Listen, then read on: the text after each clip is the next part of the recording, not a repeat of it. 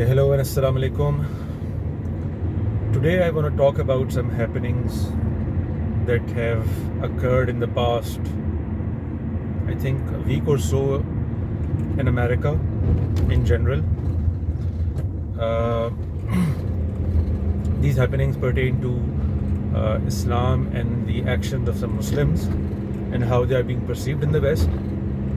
But before I do that, I want to build the background that my opinions should be considered under. So, you see, Muslims have a very affectionate relationship with Jews and Christians. It says so in the Quran. In fact, God has remarked on it in a sort of a taunting and sarcasmic tone, but still it was a fact. That's why God discussed it.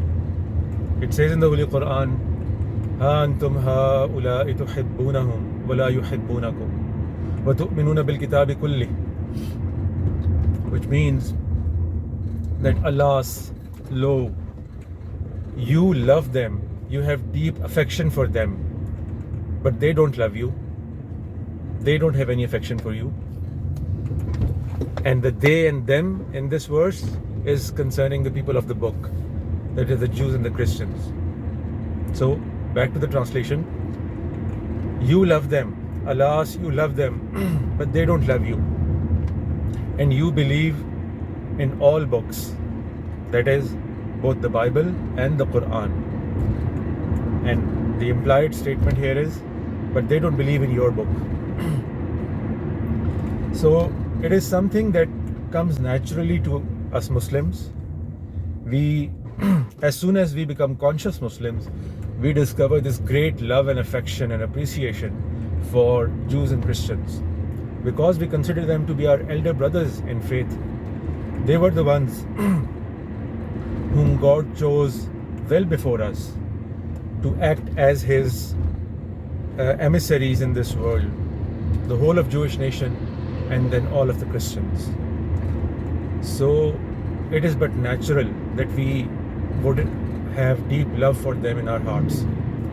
I try to explain it to my friends sometimes by quoting the example of Joseph, the prophet, that the example of Muslims and the Jews and Christians is like Joseph and his elder brothers. Joseph always had deep love and affection for his elder brothers, but his elder brothers did not have this same feelings towards him. In fact, they were jealous of him. That is the whole, raison d'etre of all the troubles that Joseph went through once his brothers decided to leave him in the well, from where he was transported to Egypt, sold into slavery, and then we know about the rest of the story. So even despite all of that, the love for his brethren was so strong in his heart that he did not hold it against them, hold the entire episode he had to go through against them once he ultimately met them once he was an adult. Same is the case with Muslims. We have this great love and affection for Jews and Christians, so much so that God had to comment on it. But okay, I appreciate it that you have this love and affection and it comes naturally to you, but please tone it down a little. You are going to damage Islam. Back then, when once Islam was being revealed in Mecca and Medina in the time of the Holy Prophet Muhammad, peace be upon him, because at that time the Jews and Christians of Arabia were actually, many of them were actually strongly opposed to Islam. So they were doing all kinds of scheming and, at times even open wars against Islam. Not all of them were like this. I mean, the Christians of Abyssinia, for instance, under the command of Negus back then, he was himself a Muslim. He accepted Islam, although he did not announce it. But the Holy Prophet offered prayers on his death, the same prayers that are offered for Muslims, the Salatul Janazah. So we know that he was a Muslim. And there were many other Christians that came during the era of the Prophet, who are discussed in the Holy Quran, who wept once they heard the Holy Quran talking about Jesus, and God endorsed their belief there and then. So I'm not talking about all Jews and Christians, but generally those in political power in Arabia were negatively predisposed against Islam.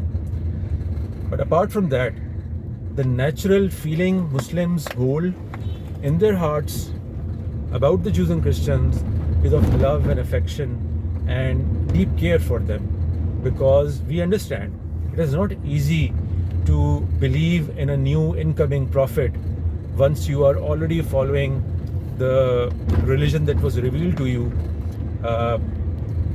devoutly, which many Jews and Christians were, and to date are. So this is the backdrop. I know people listening to this might say that, okay, Muslims, consider Jews and Christians their enemies, and for most part in this era, at least because of the past few decades, it might seem true to people that, okay, the version that I am presenting is not correct, and the version that these people have been sold is actually correct. Muslims actually hate Christians and Jews. But that is not true. You're talking about 0.0 something percent of Muslims that actually have indulged in extremist and terroristic activities. They are a fraction of Muslims. I know again that there are people, philosophers and thinkers and opinion makers in the West that have always sold this idea that these extremists, they are actually holding to the true faith. Even our ex-Muslims often endorse this belief that ISIS and Al-Qaeda, they are actually holding to the true precepts of Islam, and these other Muslims, they don't know about their religion, or they have become secularized or liberalized and etc. I don't believe in that version, but I'm not here to write out to defend it. I just want you to entertain the idea that I'm presenting here, that Muslims have always held deep love and affection for Jews and Christians. You can ascertain it from the Holy Quran as well, and you can find it out by talking to any Muslim. But what has happened is that we Muslims have missed something great in the past century or so. The turn that the world took after the world wars, creating this new world order, the United Nations, and recognizing the freedom, equality, sovereignty of all nations, irrespective of their faiths, their ethnicities, their colors, their races, etc. That was a great thing that happened. And for the most part, at least the political leadership of Muslim countries accepted this reality, and they appreciated actually this reality. But because religious people always exist, they exist more so in Abrahamic faiths, just like you'll find many Orthodox Jews, Orthodox Christians, who fail to comprehend and recognize the good that is coming their way through modern political changes or political scientific thought.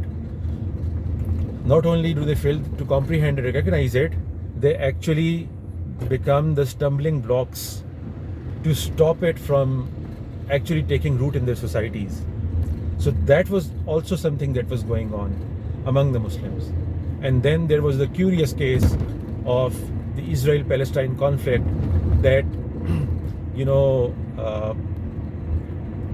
it reinforced these religious people's views in the hearts of even those Muslims who were perfectly amenable to the idea that this great good that has come now in the world geostrategic arena of all nations being considered equal and trying to live in peace with another, harmony with one another, and jointly face any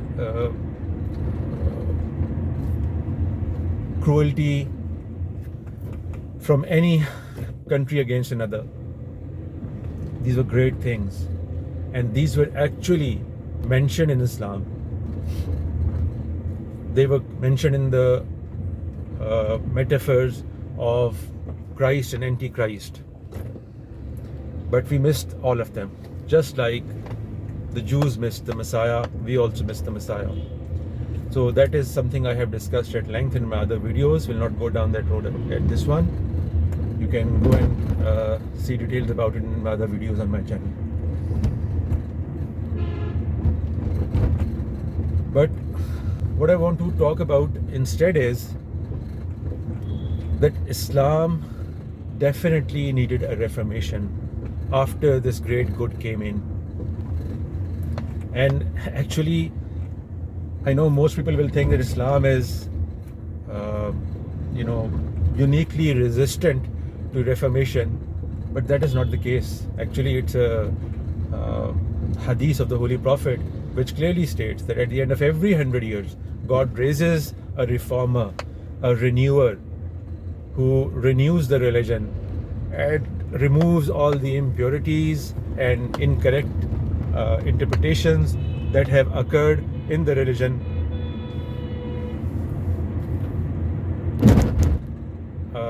In the past 100 years or so. So it's not like, Reformation happened once in Christianity in the 16th century, but in Islam it happens in almost every 100 years. So it's just that we were due for this Reformation in this past century, and that has happened, that has occurred now. It took a good sweet 20, 30, 40 years, but it happened. I'm going to make separate video on it because that is something the West is largely unfamiliar with up till now, because the Reformation happened through a scholar, through a Muslim scholar in Pakistan, the subcontinent, and it happened in Urdu, a language that the West is completely unfamiliar with, and most of the Muslim world is also unfamiliar with, because if you pick one language of Islam, it's Arabic. If you pick two, it's Arabic and Persian. Urdu figures actually quite late into this milieu. So people are generally unfamiliar with it. I have almost, made up the content of that video that is in my head right now. It will be something on the lines of Islamic Reformation, the 23 hypothesis or 23 thesis.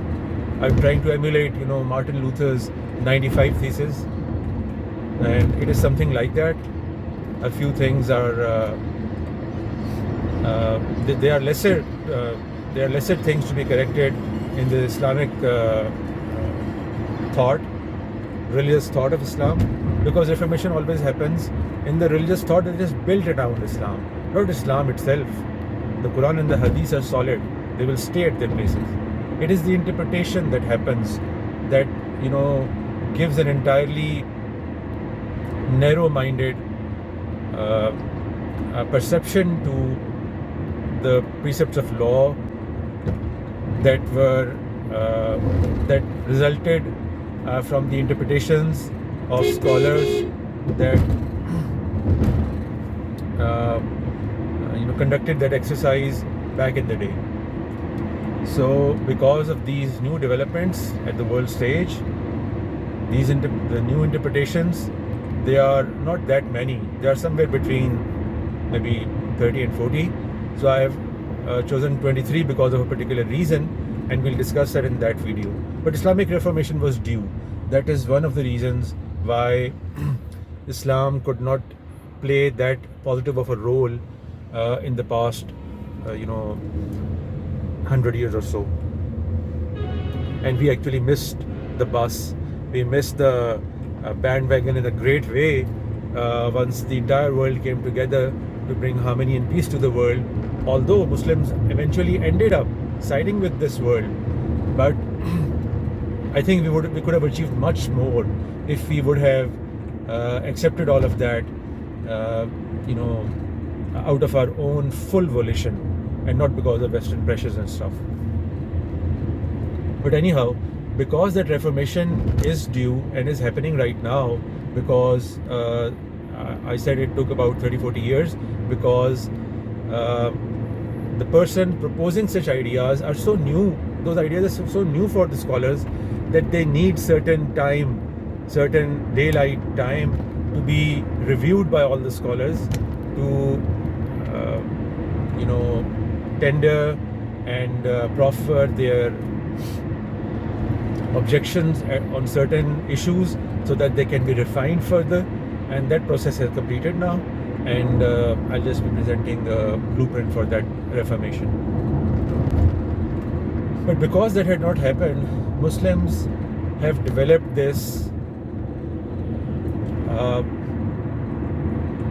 Orthodox Islam influenced view about the West, and in that you know, affair, sad affair,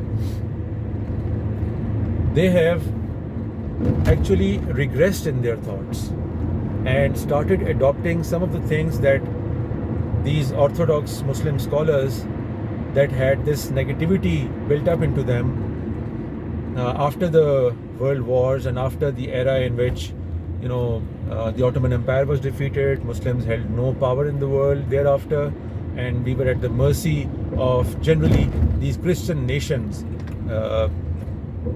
largely what we call the West today. And because we were left at their mercy, a negative sentiment started developing in us.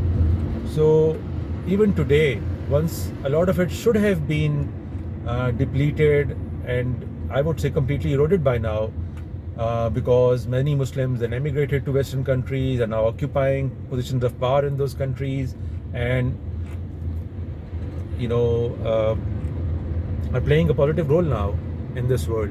But still, they often are their worst enemies themselves.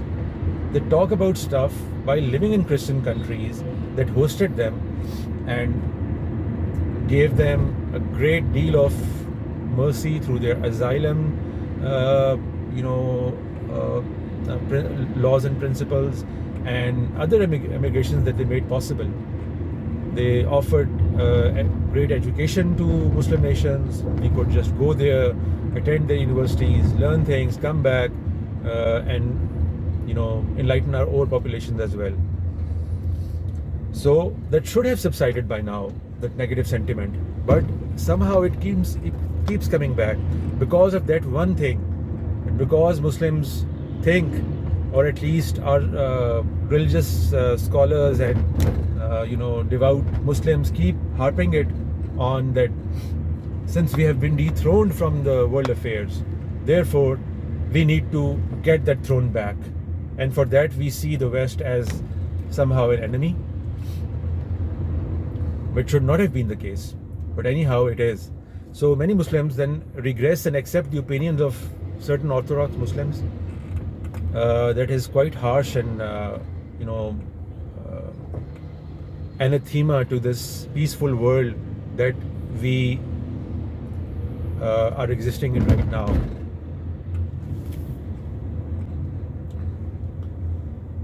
So in the past few weeks I saw the incident of, you know, the lady, I think Nadine was her name, Muslim lady in New York, who commented about dogs, and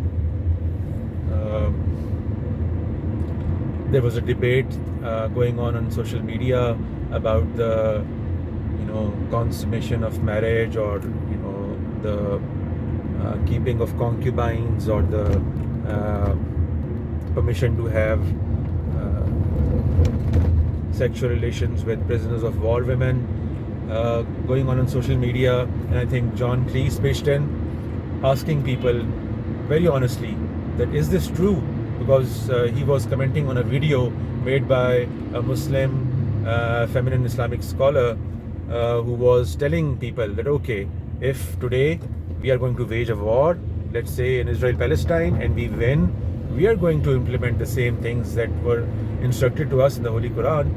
The women that are going to be, won over in during the war, they will be distributed among Muslims, and Muslims are free to have sex with them. Stuff like that, which is just not true in this era. Slavery has ended. Nobody is going to bring it back. That is where Reformation comes in. We'll discuss this topic at length, but let me just comment on the dogs issue as well. People are not dumb these days. They can just go on the internet and find out the actual hadiths that talk about dogs, that talk about teenage marriages, that talk about the issue of concubines in Islam and stuff like that. So there are two ways to address it. One is the Orthodox Muslim way, to double down. Yes, our religion says that. What's your problem in it? We will follow our religion, you follow yours. No, that is not the path we should be taking in this era. Not because of the least that it is not correct. All other things aside, that interpretation is not correct. But more so because the world we are living in, we have signed a number of contracts, international contracts, like signing the United Nations Charter, like signing the Geneva Convention. We can go about violating those contracts. Those contracts were accepted not in contravention to Islamic jurisprudence. They were accepted because of Islamic jurisprudence. Islam gives many instructions. Not all of them are instructions that we must do something. Many of the things that Islam prescribes are dealing with whatever the world is around us in the time the verses were being revealed. A good interpretation of those verses clearly lays it bare for us. Nobody's gonna be bringing back sexual slavery, having sex with concubines. Nobody. That is why the entire Muslim nation around the world stood against ISIS once they started reenacting those passages from the Holy Quran in this era. Those are not meant to be practiced in this era, in which the entire world has agreed on certain principles, those principles that are good for humanity. So it is quite difficult to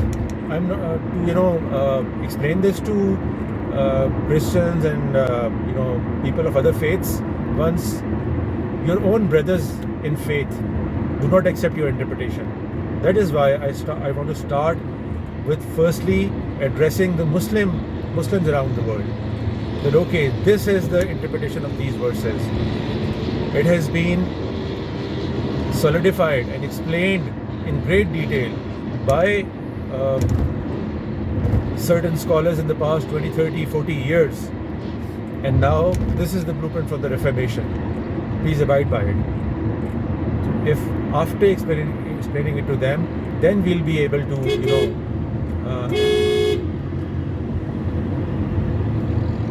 explain it to people.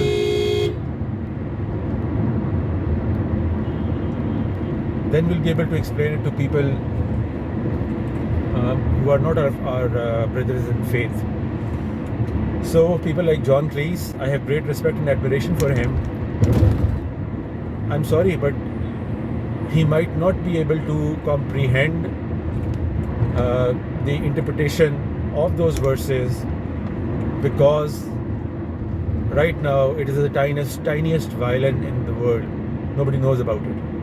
And our Orthodox scholars have just messed up everything, and because of those messy interpretations, we see such anomalies such as ISIS and Al-Qaeda, etc. So, about the dogs issue, again, Islam is no different than Judaism and Christianity. It's the same Abrahamic faith. It continues the traditions from those faiths. It only explains it in a further deal. It clarifies certain things. That's all. So, Islam has same views about dogs as has Judaism. Yes, they are considered unclean, but that does not mean that we don't have great admiration for dogs.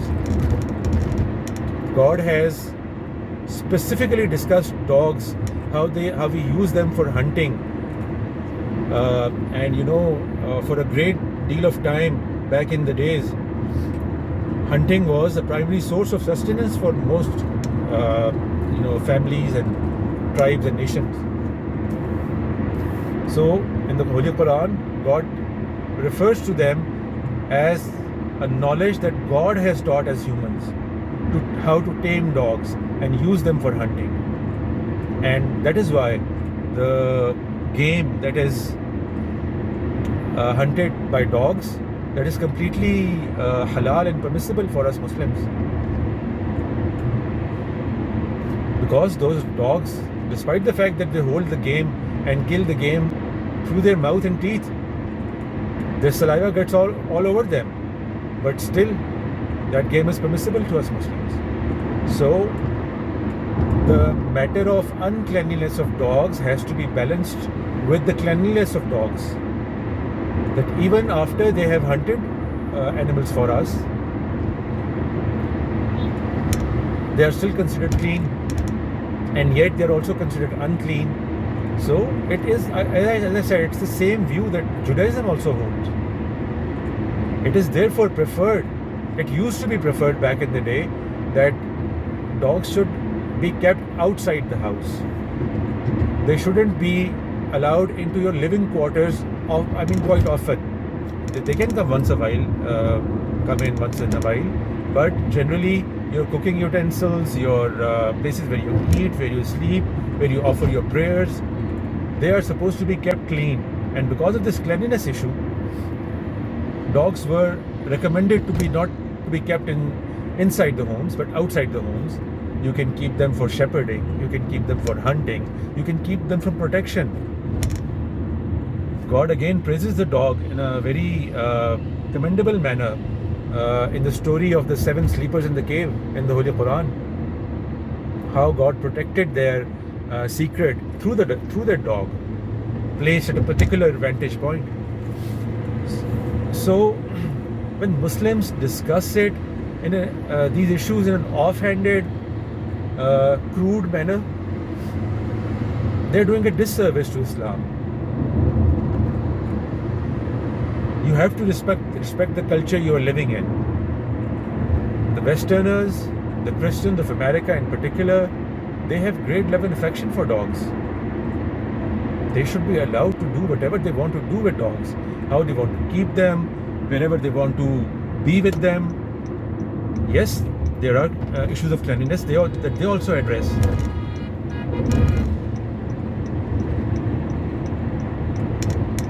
But it is up to them. And Muslims, even when they come in power, should respect those laws and those cultural norms, and do whatever it is possible to abide by the principles of cleanliness within those limits. We are not here to implement Islamic morality over them. It is their land. They are allowed to do whatever legislation they want to make over there, and we will abide by it. So there is a sensible way to tell people that yes, we have an Islamic prescription about dogs, which is not a prescription per se, but that is also something that will come in the Reformation package. But even in Orthodox Islam, the instructions are quite clear actually, that yes, they are unclean, but only for purposes of keeping inside the homes, and that too only for Muslims. No non-Muslims are going to be subjected to these principles. They should never be. Moreover, it's a personal issue. It's not something to be addressed by the government at all. And this is the other thing that happens in Islam quite often, that the state starts to intervene in personal matters. Who is allowed to drive and not, whether females are allowed to drive or not, whether they're allowed to leave home alone or not, whether they are allowed to, they are forced to wear the veil and the hijab or not. These are all personal matters. It doesn't matter which kind of interpretation you are convinced on. you just cannot enforce it at the level of government, because these are private matters. You can only guide people. That's it. So it was a very sad affair for me to learn how the issue of dogs was being discussed in the Western, mostly in American, social media. So I wanted to give my views that once the Reformation package would be clear, the dogs are not at all discussed in the manner we think they are discussed in the Hadith. It was completely a different thing that was being discussed there, that was misinterpreted by our scholars. But even if we go by the orthodox opinion, the dogs are great service pets. Islam endorses their usage for various purposes within the Islamic lifestyle. So no, Islam does not think that dogs should not be kept by people. They are great pets. People should continue to do so. There are hadiths that talk about, purging of dogs of Medina. Yeah, such kind of infestations happen in various places where dogs become rabid and stray dogs start, injuring people in the streets. This has happened in so many places, even in this era. So once such an issue occurs, the right thing is to, purge them from the streets. Such kind of campaigns have been occurring all over the world in the past, since time immemorial. That does not mean that if once or twice this episode occurred in Medina because of certain, infestations occurring there, that these are general precepts of Islam now, that we have to kill all the dogs. That is just the extremely dumb way to interpret hadith of the Holy Prophet. That goes on a lot in Orthodox Islam these days, unfortunately. Every man with half a brain cell, if they are going to be handed down the degrees of scholars because they just memorize some stuff and reproduce it in papers, and that is largely the process through which scholarship is being distributed in the Islamic world, and that also needs reformation, by the way. So every person with half a brain cell starts quoting hadiths verbatim and deducing the most dumbest of instructions from those hadiths that does not make sense in the least to any person with an educated mind. So that's what is the sad affair that has been happening with Islam in the past few decades or so. So just quoting the hadiths from the Holy Prophet and using it to deduce the dumbest of principles from those hadiths, that is the cause of great disappointment that ultimately makes Muslims insufferable in the eyes of the West. And right now, in the era when fascism and far right politics are again rising and taking roots, this is not the era we should be this nonchalant about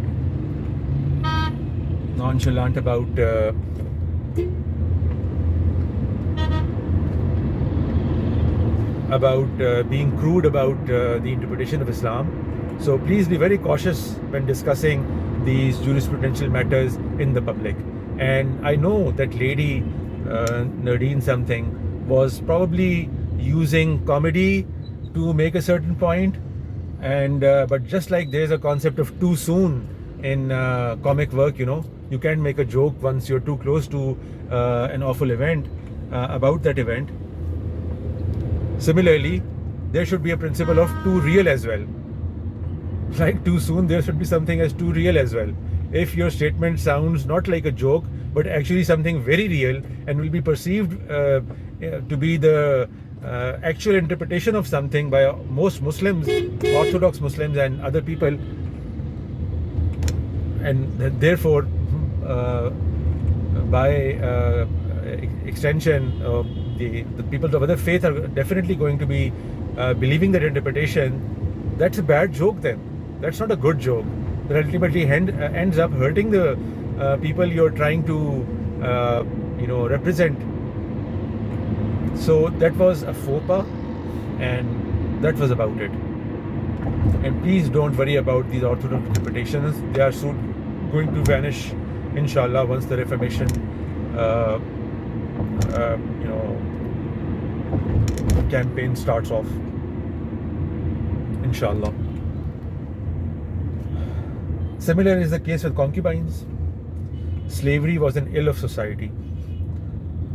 All the prophets that came, whether it be Moses, Jesus, or Muhammad, none of them actually ended slavery. They only try to moralize it and advise certain ethical principles to make it more humane. That was all. Muhammad was no different in this respect. He gave we're talking about the same God here, because the Muslims believe the same God sent Moses, Jesus, and Muhammad, peace be upon him. So Muhammad told about how we are supposed to be good with our slaves, whether they be male or female. So many principles espoused back then were in this vein. We as humans, as the subject of anthropology, we fail to realize how religious instructions, especially in the Abrahamic faiths, actually work. They take the world around them as it is and then suggest very realistic policy tools for humanizing and moralizing those activities that, despite the fact, are not desired in the society, but they are an inalienable part of human society, and a lot has to change in the world for those ills to come to an end. For example, poverty. It is not something that is endorsed by Islam, but that doesn't mean that Islam ends poverty. No, poor people will always remain, have always remained in Islam. Islam recommends certain instructions how to deal with the poor, how to keep it at a bare minimum, how, despite the people, if they are poor, how to consider them equal humans like yourself and treat them accordingly. Similar is the case with slavery. It was an inalienable part of human society. So a lot had to change in the world for slavery to come to an end, and it took almost around 1300 years or so for actually the world to come together to finish this ill, to end this ill. And thank God it finished. So any hadith or principles quoted from back then, they are to be considered in the era they were revealed in. They made perfect sense back then. That can be defended easily, unless a person is, lives in a dream world. Any realistic person will come to comprehend and appreciate those suggestions that were given by the Holy Prophet, those instructions that Islam gave to treat slaves more humanely. But slavery has, thank God, ended. And now there can be no concubines, there can be no slaves, period. So these are things that just irk me, that this hadith mining that is done by ex-Muslims, that is done by enemies of Islam, and even by Orthodox Muslims, because of their incorrect and childish way to look at tradition and the hadith and the Islamic jurisprudence. They end up siding with those ex-Muslims and the enemies of Islam. So by these efforts at hadith mining, you cannot prove your point. Islam, like Christianity, like Judaism, holds certain precepts that if you have slaves, if there is slavery rampant in your society, you can follow such and such laws to make it more humane. But if it has ended, thank God it has ended. By no means need be revived in the society.